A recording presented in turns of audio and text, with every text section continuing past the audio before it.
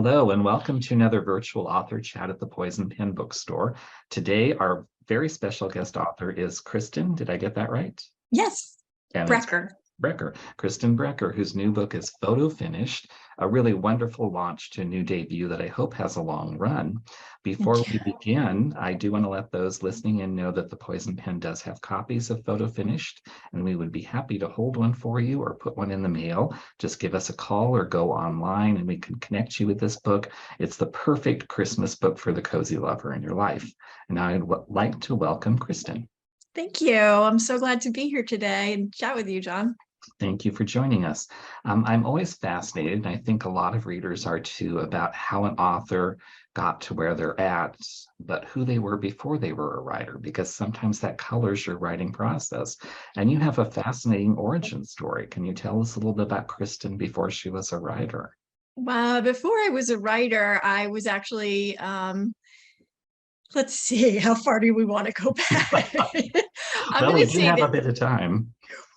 And then I think the origin story, though, for my writing started when I was living in London for a time with for my husband's job, and I had two little ones, and just this little bubble of time on my hands that usually you don't get in life. And I thought, well, what would be a mind-bendingly hard but fun challenge, something that's portable.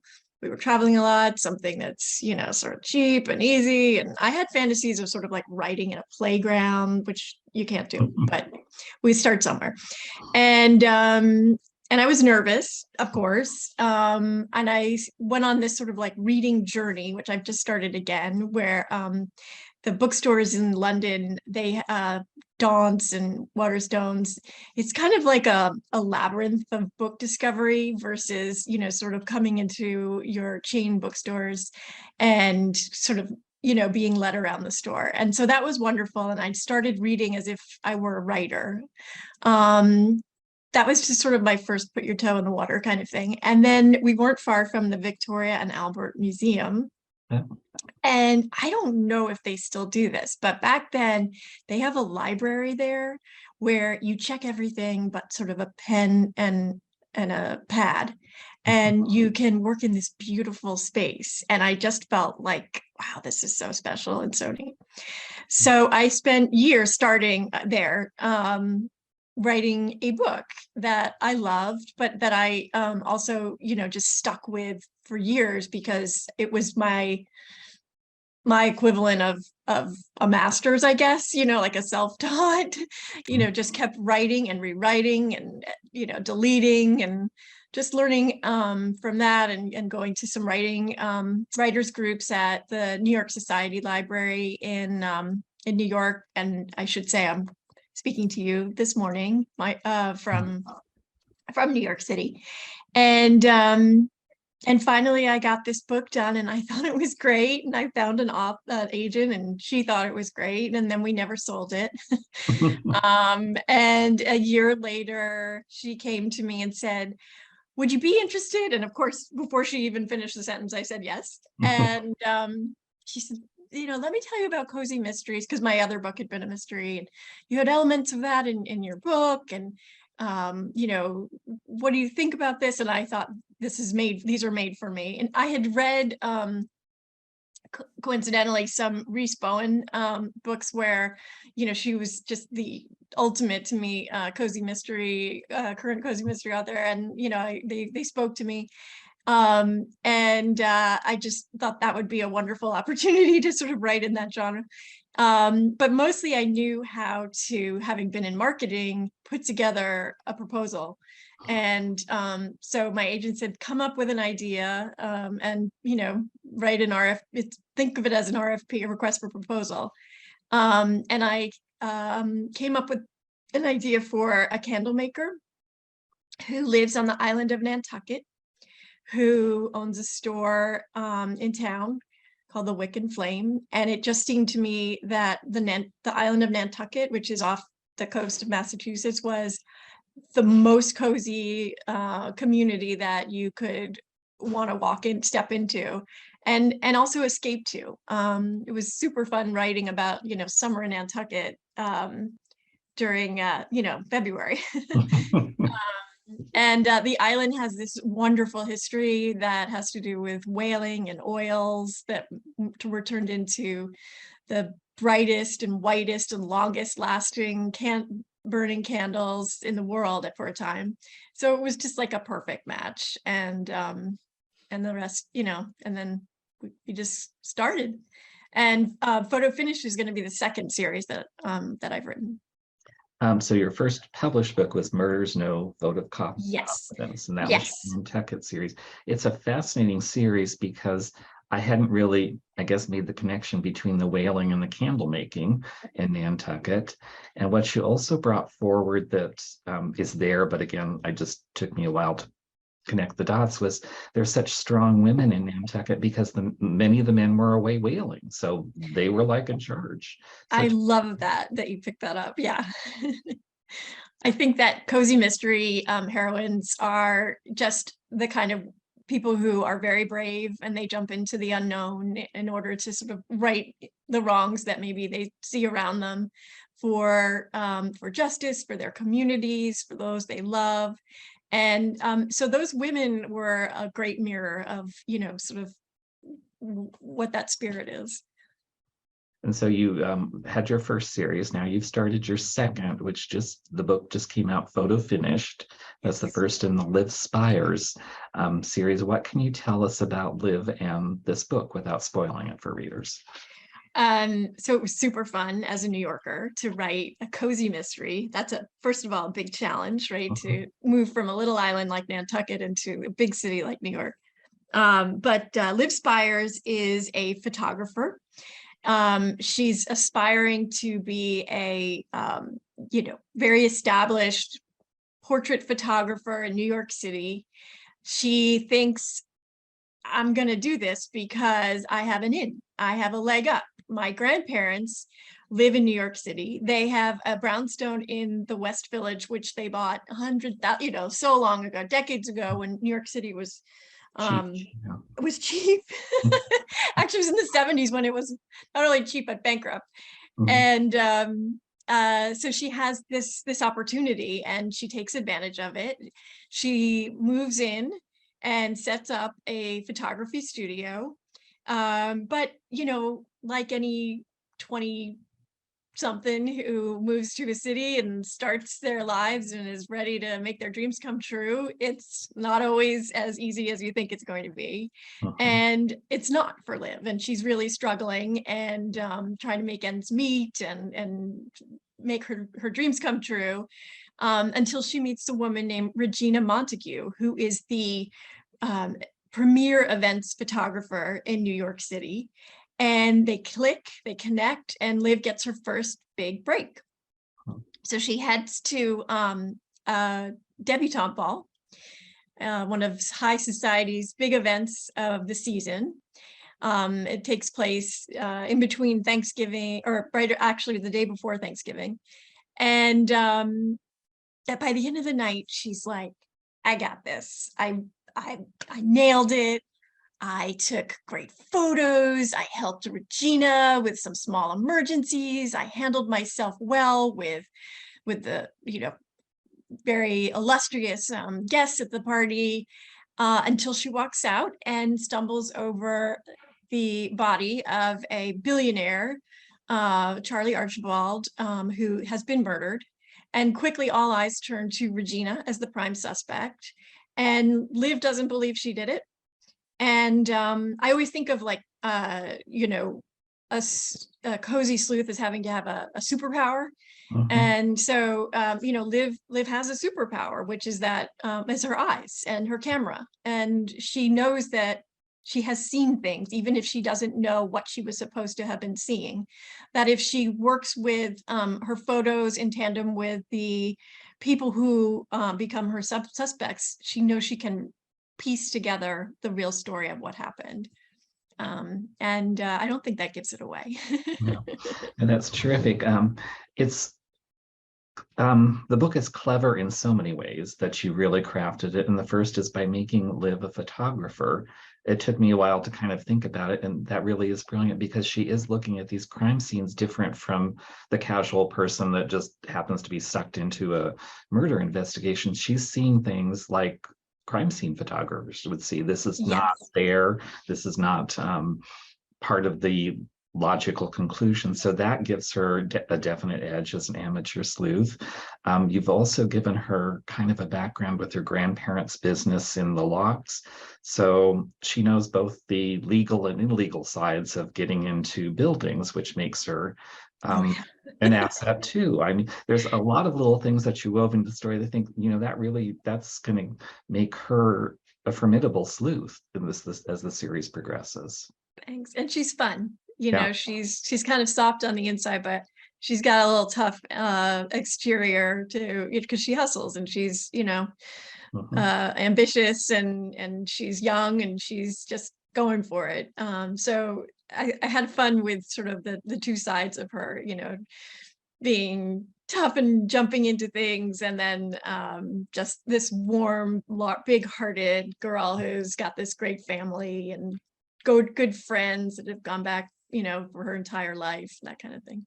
And you do show the human side of her because a lot of the critics of cozy say they're just manufactured and there's no reality and they're just stories told to people who want a pattern. But there's things going on in her family that are very real to a lot of people, especially with like her grandfather and things like that. Yeah. So that becomes a part of the story. Another thing that you really illustrate that I think doesn't come up often enough is at least people who read cozies and many critics who don't think cozies have to be set in a small town. That's like de rigueur, if I said that correctly, but that's like the thing that has to be. And you've shown that no, you can set it in a place like New York City because New York City is made up of little communities. So can you talk about the importance of setting? Exactly. I mean, New York City is just a network of small communities that are, woven and knit together, sometimes beautifully, sometimes in difficult ways. But also cozy is, I think, also a state of mind or a style in terms of, she has her family, she has small community, and even the suspects she investigates, they're in their own little bubble of community. And I think what interests Liv is, or the theme of like family in Liv's life, I enjoyed sort of exploring what those families are like and what makes them tick. And so in that regard, I used cozy and family, to knit together. And then the other thing is going back to Liv's eyes. When you go somewhere and it's just everything is so new and it's just eye candy. And so the book is through Liv's eyes, and she's in a town that she's dreamed of living in. And so we're seeing her New York. And her New York is even though there's murder, a little cozy. I was able to just enjoy sort of the romance of the city that maybe isn't even so prevalent right now. But for me, having lived here my whole life, it was a bit of a love story to my town.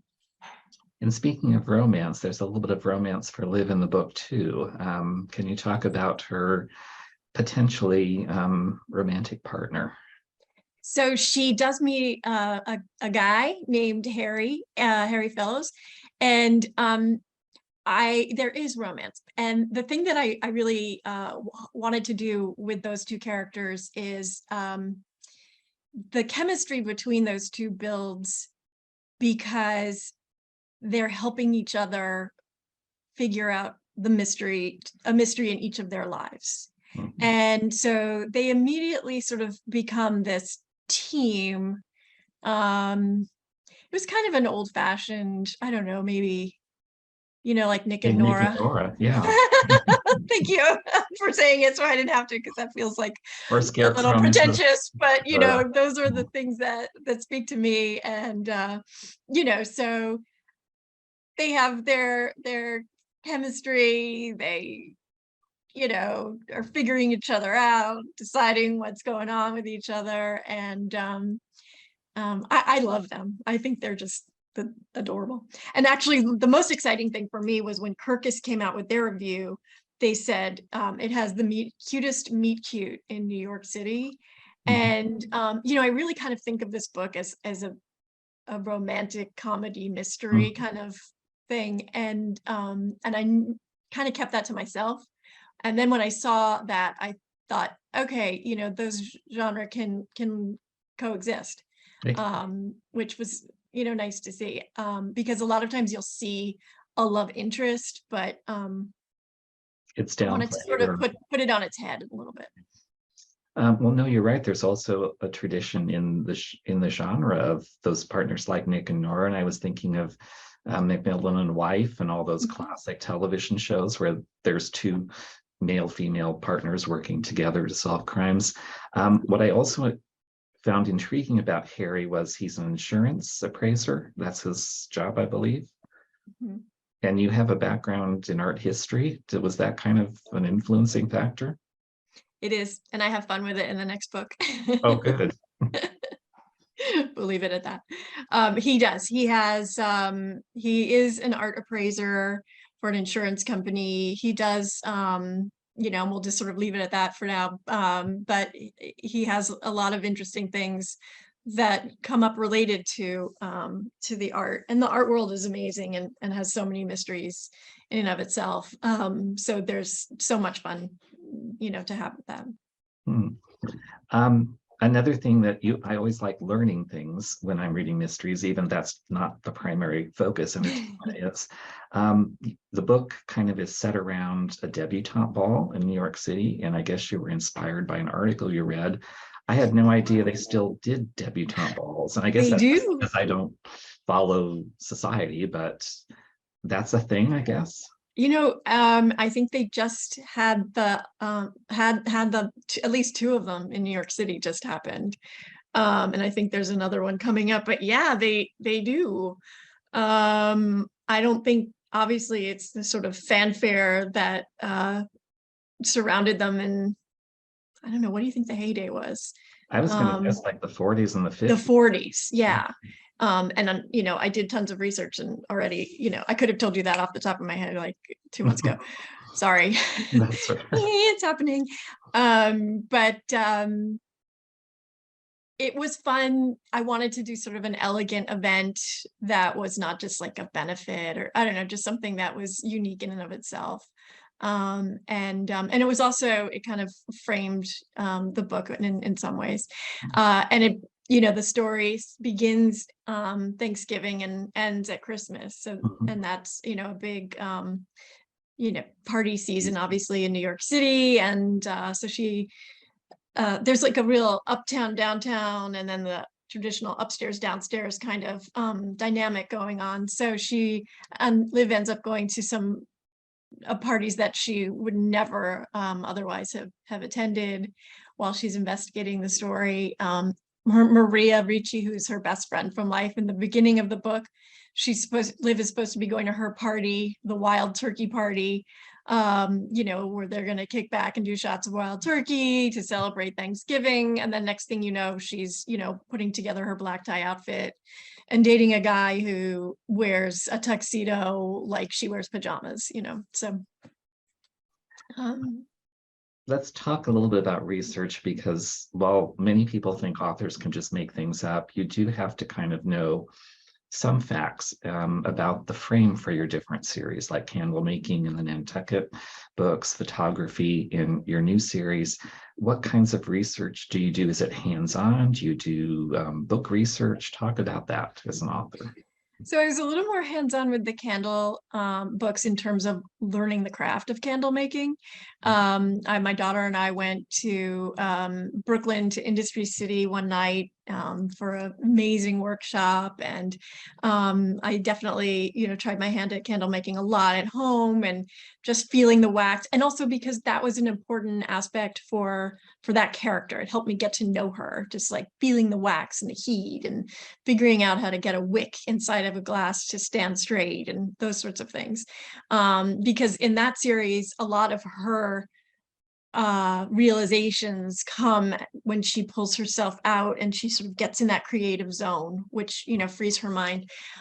In the photography series, it was a little strange because we all take photos constantly on our phones all the time, and so it felt a little, sort of I'm already doing it kind of thing.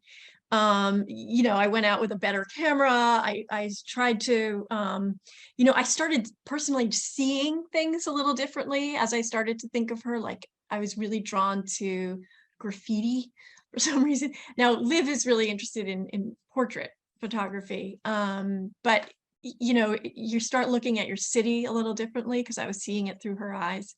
And then I would add that I have a friend who's a professional photographer, and we spent loads of time talking about just the nuances of, she would never call it her studio photos. I think originally I said lives by her photos, and she was like, you would never say that. It seems really obvious now that I mention it, but I was just in my little world. And it was fun because she and I have been on these creative paths together forever. But I was talking to her in her world, and seeing her, the way she looks at things. And so I learned a lot. And I think, I understood my friend a little better too now. Um, let's shift and talk a little bit about your writing process. I know for mysteries, especially to me at least, they're very structured because you have to know who the killer is, you have to know when to plant clues, but there are authors who kind of take a more free-form approach. When you're writing your mysteries, what path do you take? Do you know in advance? Is it more of explore as you go? Well, a cozy mystery in general does have certain elements that exist, as you mentioned, this idea of a small town, but we're going to say for our purposes, a cozy community. There's not a lot of gore in terms when they find the dead body. You can have a love interest, but a lot of the heat is off screen. There's often a cat or a dog, a pet. The protagonist is an amateur sleuth, and he have a hobby, all that kind of stuff. All to say that for me, it was great in some ways to have a map. I'm a big fan of the map. That talked to like whatever that side of the brain is. That also helped me write that proposal for the candle making series. And then you're kind of free to be very creative within that. So those two things immediately sort of work in tandem for me as I start each book. And then I do have a vision, complete vision of the story from start to finish, before I sit down and write. And I have sort of an outline, but I've decided really to recently to refer to them as like goalposts to hit along the way, because the details definitely find themselves in the writing. And as you get deeper into a character, there's opportunities that you have that you can mine that you didn't know before you started. And so I wish I could have, an outline that just is chapter 1, 2, 3, 4, 5, 5, 5. And I know a lot of authors have that luxury to be able to do that. I haven't been able to do that yet. But the other thing I did with the photography series is I made vision boards. The character is a visual person, and so I had pictures of brownstones in the West Village. There's this well-known actually key store in the West Village that is decorated with keys all over the facade, so I had that.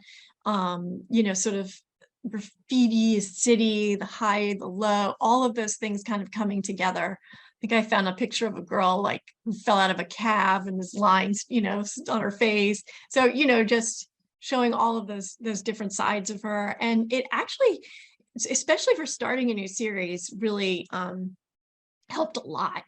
I drew the brownstone. I drew the floor plan for her apartment / studio. It was like kind of a visual outline for my visual character. Before you turned to writing as a career, you worked in television. Did that help shape you as a writer in any way? Did seeing things told from that storytelling viewpoint influence you? Yeah, I mean, I studied theater in college, and then right out of college I worked definitely in production at very low level, and then I went into marketing, and sometime afterwards, and I worked at Time Incorporated for a long time, and that career was focused on brand building, and to me they're all about storytelling. It's putting together a story, a live story in theater, where every element kind of fits the same theme, so that a story, a visual story, is tight. In marketing, it's creating a product, or and explaining to your audience what the story is of that product, and why they may or may not want to consume it. And so, some people are like, how'd you go from corporate business to writing? And for me, it's, that's the sort of thread that goes through everything. You mentioned brand. How would you, for someone who's never read your books, describe your own literary brand? What keywords would you use? Ooh, that's a great question. Well, both of my characters are, one thing they do share is they're very entrepreneurial. They have a lot of gumption. I think, okay, for everything I would say there's humor. There's sort of a light touch with an interesting plot. I want to turn the question on you, actually. And really spunky women who have a lot of different skills that they manage to tie together.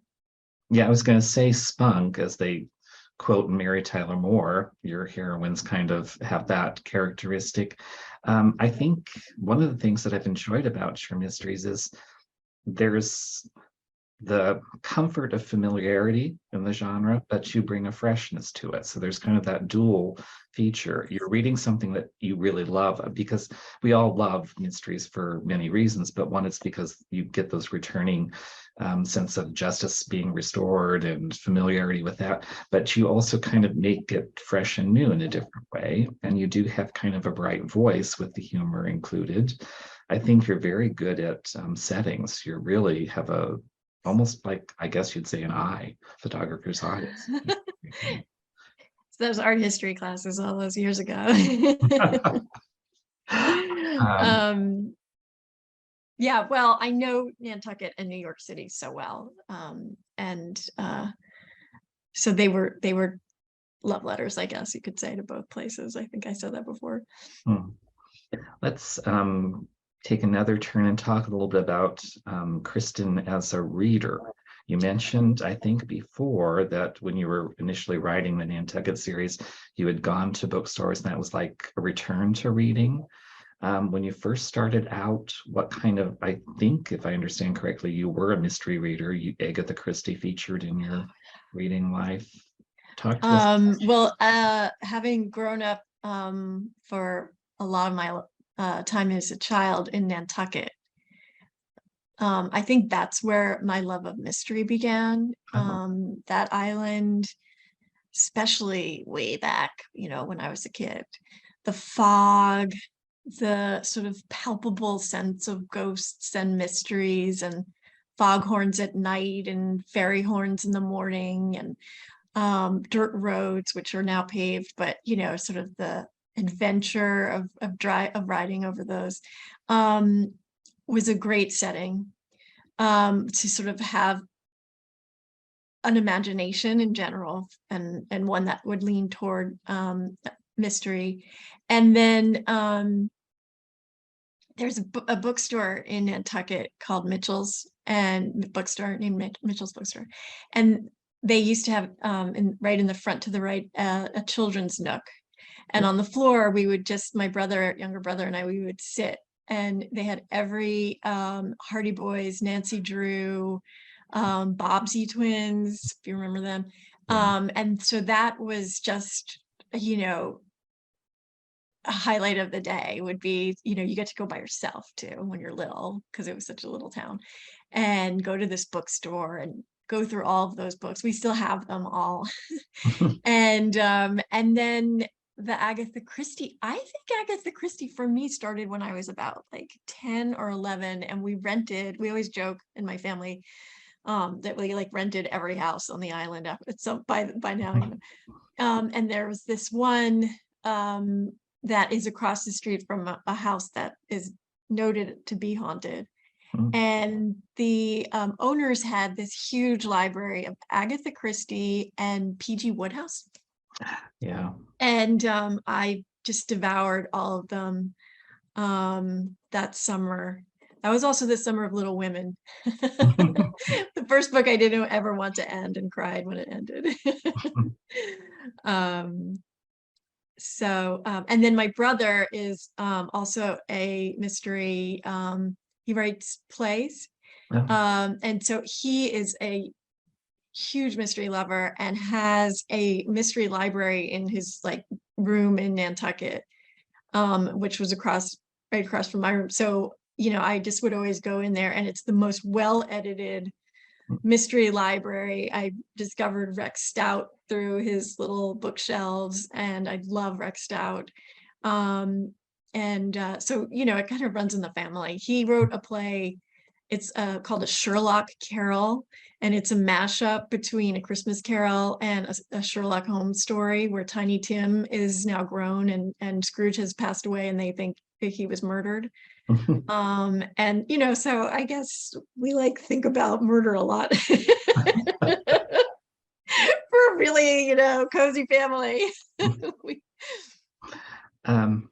You have been writing now for a while. As you look back, if you could give yourself advice when you were first starting out, what piece of advice would you give yourself as a writer?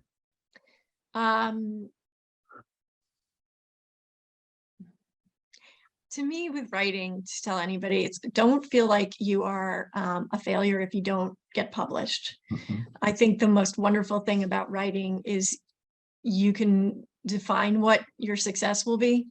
You can write just for yourself, and that could be a very satisfying experience. You can write just for the children in your lives, or your relatives, or your friends, or you can be published, and all of them, I think, are legitimate paths to enjoy. And one thing I love about writing is, I get to keep that. Even if I never have another published book, I can always just sit down and create a world and characters and a story, and enjoy that. And I think that's just an important thing to keep in mind. And also, when people criticize your work, don't defend what you wrote, listen to what they say, because you ask them to read it. You want to learn from them, I think that's very smart. You can always listen to people. You don't have to accept what they're saying. Yeah. You can and listen to them. And I think sometimes writers get very discouraged when they get criticism, and they don't always realize that sometimes the critic is reacting to something because of what's going on in their life. So their criticism may not necessarily be based on your book. So, I mean, definitely. It's scary though. I remember the first time I had my work critiqued, it was down the street at the 92nd Street Y. And I took a class with a friend of mine, and I'd never, sat around a table and had a group of people give me feedback. And I didn't expect this, but I kind of almost thought I was going to faint halfway through. And now I'm just like, can't get enough criticism. I'm always like, come on, you didn't really like it. What could I have done? So you become addicted to the criticism. I think you're right. It's difficult for some authors because writing is very personal, and criticizing it can be perceived as an attack on the person and not Yeah, just it's the not. work. And it's not. But in the end, yeah, it's being a writer is tough. I don't know why anybody wants to be one, but yeah, you have all I these don't know. things going on. Before we run out of time, can you tell us what's next for you? Can we hope for another book soon? Yes, I am putting finishing touches on the next book in the snapshot of New York City's mysteries. In photo finished, Liv jumps into the world of high society. And in the next book, and I don't think I'm giving anything away because I just saw it's up on Amazon pre-sale, which I didn't realize, is Mugshots of Manhattan. Um, It's the best cover.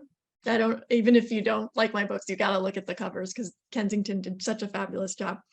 And in this book, Liv is thrown into the world of celebrity, and is sort of making her way through this other new world for herself.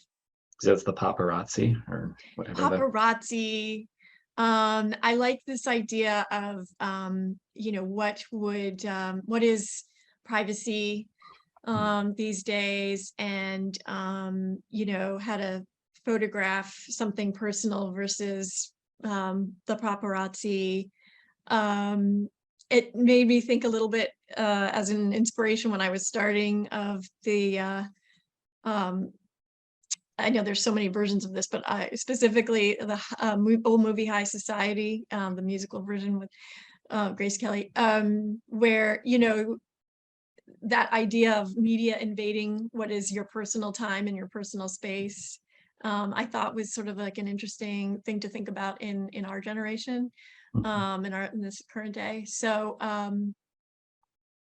it's fun. It's different. It's still in New York, and it's still a lot of the same characters, but I realized when I was finishing it, like, just it has a very different tone, not tone, no, it's a definitely different journey, and she's in different parts of New York City, which I also really like. There's so much still to explore.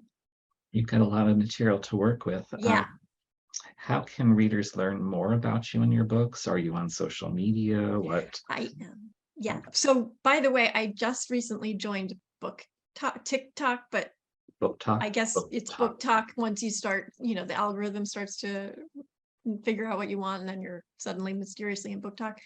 And I went on because my agent and my editor were like, you have to, this is what people do. And I went on, and every book is spicy. And I thought, no, I'm sitting here holding up a candle book.